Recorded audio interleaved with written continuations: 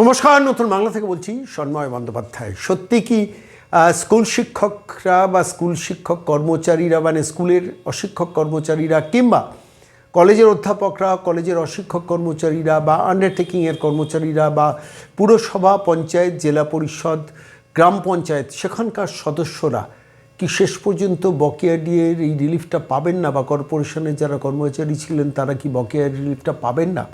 এটা নিয়ে বিস্তর আলোচনা চলছে এবং রাজ্য সরকার প্রতারক সরকার তো চৌর্যবৃত্তির মানসিকতার একটা সর্বাঙ্গে চুরিবিদ্যে নিয়ে টিকে থাকা একটা সরকার। সেই সরকার তো তাদের স্টাইলে অপারেট করবে, এটাই স্বাভাবিক। 215 পাতার মডিফিকেশন অ্যাপ্লিকেশন, যেটা 6 তারিখ মধ্যরাতে প্রতিপক্ষকে সার্ভিস করা হয়েছে এবং সুপ্রিম কোর্টে জমা দিয়ে বলা হয়েছে আমরা একটা রিভিউও করব। অর্থাৎ টাইম কিলিং ট্যাকটিক্স, যদি ক্ষমতায় না আসতে পারি, যে সরকার আসবে তারা দেবে, আর যদি সরকারে আসি তখন আবার নতুন করে কোনো একটা প্রতারণার ছক তৈরি করব। কারণ প্রতারণা করার জন্য তো প্রচুর আইনজীবী, প্রচুর আইপিএস আইএস অফিসারদের আমি বসিয়ে রেখেছি পরামর্শদাতা করে।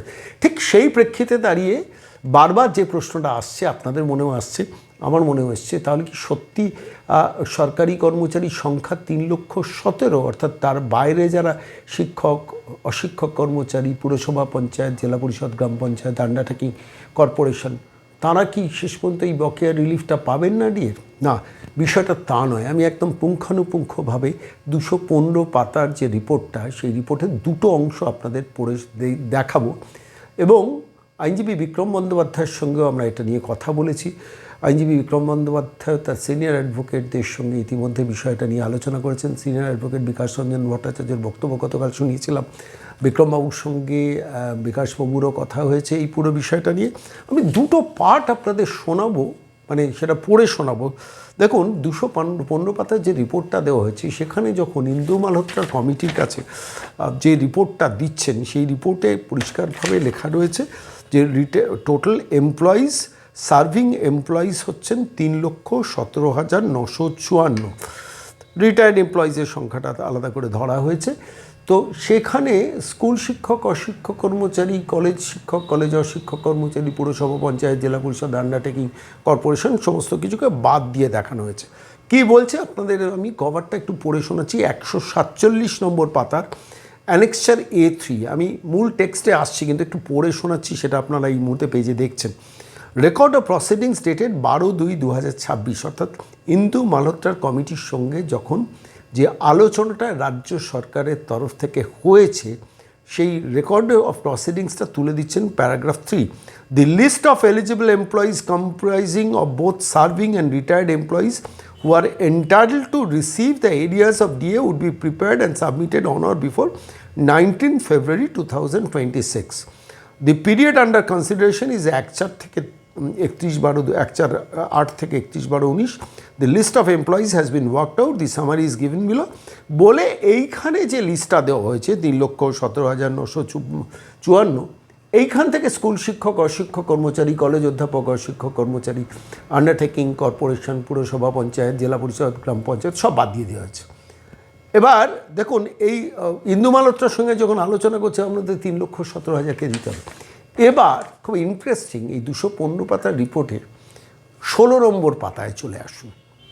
মূল যে এফিডেভিটটা দেওয়া হয়েছে, সেই এফিডেভিটের সুপ্রিম কোর্টে যে এফিডেভিটটা মডিফিকেশন অ্যাপ্লিকেশনের নামে দেওয়া হয়েছে, সেইখানে রাজ্য সরকার কি বলছে, প্যারা 9.5 বিতে বলছে, DA in state of West Bengal is extended not only to state government employees but also to teaching and non-teaching staff of aided institutions, statutory bodies, local bodies and other categories, thereby significantly enlarging the fiscal burden.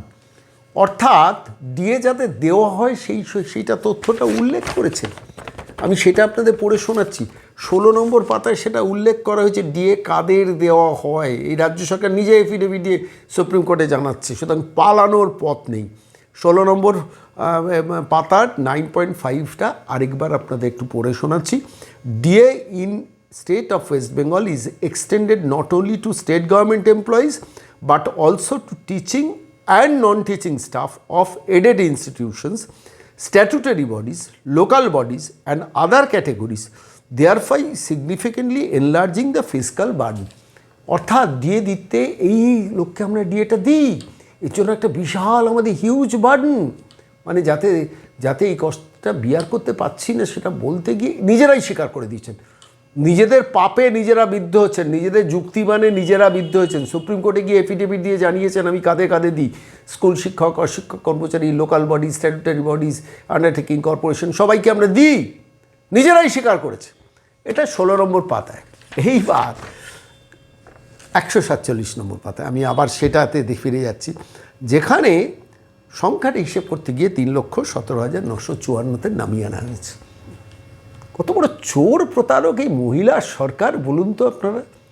একই সঙ্গে একই 215 পাতার modification অ্যাপ্লিকেশনে গতকাল আইনজীবী বিক্রম বন্দ্যোপাধ্যায় পুরো ব্যাপারটা ধরেছেন, ধরে সরাসরি সিনিয়র অ্যাডভোকেট বিকাশবাবুকে পুরো ব্যাপারটা জানিয়েছেন এবং এই স্বীকারোক্তি অর্থাৎ সুপ্রিম কোর্টে গিয়ে স্বীকার করেছে আমি ইত্যাদি দিই।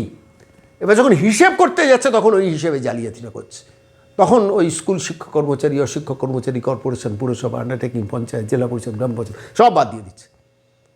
আমি বলছি কত বড় মানে প্রতারক, চোর, শয়তান না হলে একটা সরকার, যাদের দিয়ে করাচ্ছে এই কমিটি আইপিএস অফিসারগুলো কেন্দ্রীয় হারে এআইসিপি অনুযায়ী তারা মানে বর্ধিত বেতনটা পাচ্ছে, আর তাদের দিয়ে এই শয়তানিটা করেছেন কালীঘাটের এই চোর সর্বস্ব মহিলা, মানে চোরেদের রানী যাকে বলা হয়।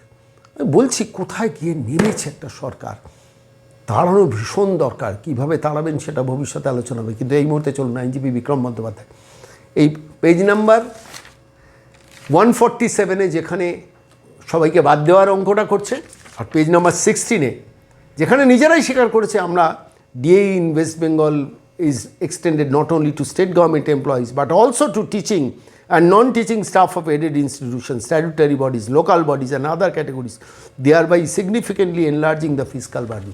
পালাবেন কোথায় রানী, আপনি পালাবেনটা কোথায়? নিজেরাই স্বীকার করে দিয়েছেন। ফলে তো দেখুন, যারা আমাকে প্রশ্ন করছেন, স্কুল শিক্ষক, অশিক্ষক, কলেজ শিক্ষক, অশিক্ষক কর্মচারীরা, বিভিন্ন আন্ডারটেকিং, কর্পোরেশন, পুরসভা কর্মচারীরা, আপনারা নিশ্চিত থাকুন আপনারাও ডিএটা পাবেন।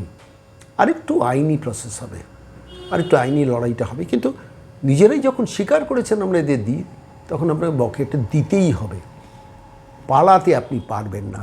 যে সরকার আসবে সে সরকারকে দিতে হবে, যে ইনি যদি আসেন একেও দিতে হবে। পালানোর কোনো জায়গা নেই, কিন্তু একে তাড়ানো দরকার। আমি সরাসরি আজকে আইনজীবী বিক্রম বন্দ্যোপাধ্যায়ের সঙ্গে কথা বলেছিলাম, কি বলেছেন তিনি শুনুন। নমস্কার বিক্রমদা, একটা বিতর্ক দানা বেঁধেছে, সেটা হচ্ছে 3,17,000 সরকারি কর্মচারী উল্লেখ করে রাজ্য সরকার প্র্যাকটিক্যালি একটা দ্বিচারিতা ভূমিকা পালন করছে এবং বদমাইশি করছে। সেটা হচ্ছে স্কুল শিক্ষক, অশিক্ষক, কলেজ অধ্যাপক, অশিক্ষক কর্মচারী এবং আন্ডারটেকিং, পুরসভা, পঞ্চায়েত, জেলা পরিষদ, কর্পোরেশন সবাইকে বাদ দেওয়ার একটা পার্ট করছে। মানুষ বিভ্রান্ত হয়ে যাচ্ছেন। বহু সরকারি কর্মচারী যারা পুরসভা, কর্পোরেশন কিংবা স্কুলগুলোতে চাকরি করেন, তারা আমাদের দফতরে ফোন করে ব্যাপারটা ক্লারিফিকেশন চাইছেন। পুরো ব্যাপারটাই এই যে ধ্যাসটামোটা করছে, যে মানে একটা পার্টকে পুরো বাদ দেওয়ার, এই দ্বিচারিতাটা আপনি যে 215 পাতার যে রিপোর্টটা আপনারা পেয়েছেন, যেটা মডিফিকেশন অ্যাপ্লিকেশন রাজ্য সরকারের তরফ থেকে করা হয়েছে, একটু পয়েন্ট আউট করে দেবেন আমাদের দর্শকদের জন্য।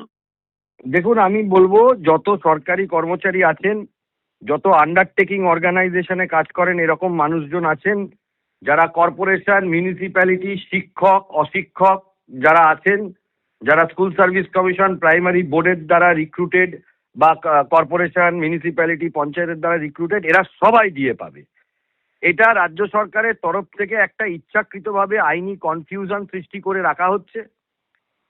এবং আমি আপনাদেরকে বলি, যে এফিডেভিটটা গেছে সেই এফিডেভিটে রাজ্য সরকার নিজেই একটা কন্ট্রাডিক্টরি স্ট্যান্ড তৈরি করে রেখেছে।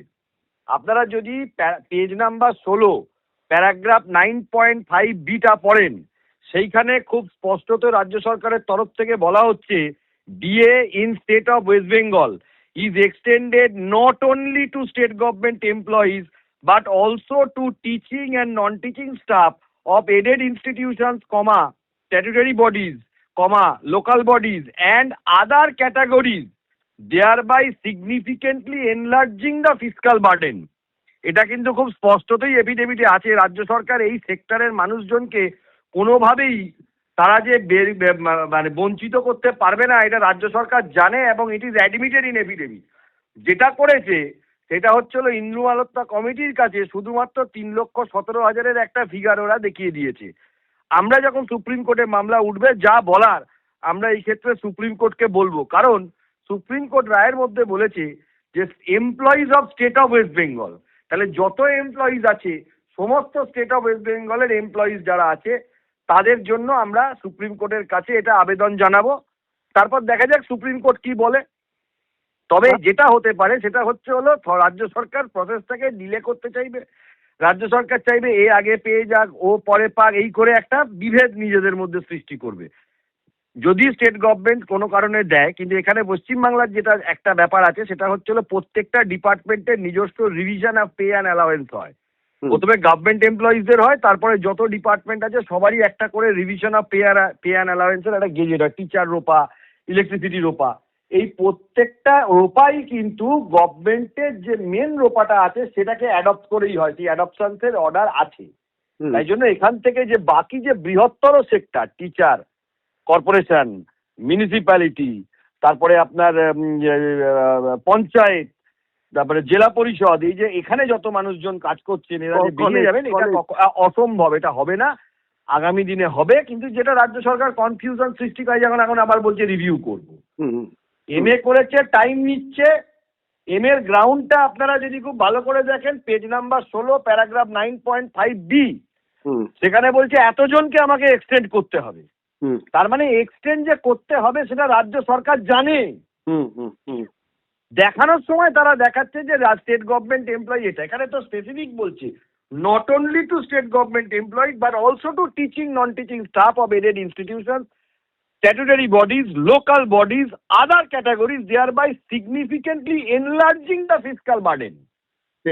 তার মানে বলতে চাইছে হচ্ছে হলো গভর্নমেন্টের যে স্টাফেদের দিলে আমাকে এদেরকেও দিতে হবে, এই জায়গাটা চলে আসছে। এই জন্য তারা টাইম চাইছে এবং এই জন্যই তারা রিভিউ করতে চাইছে। তাই জন্য এইটা ঘাবড়ানোর কিছু নেই যে কনফিউশনটা সৃষ্টি হয়েছে যে শুধু গভর্নমেন্ট স্টাফে যারা আছে এমপ্লয়ি তারা পাবে আর বাকিরা পাবেন, এটা সম্ভবই না। অন্তত আইনে সম্ভব না, আমি আইন যতটা বুঝি।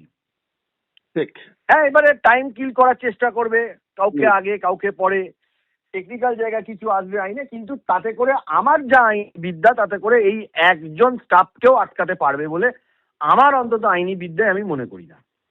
অনেক ধন্যবাদ বিক্রম দা, অনেক ধন্যবাদ।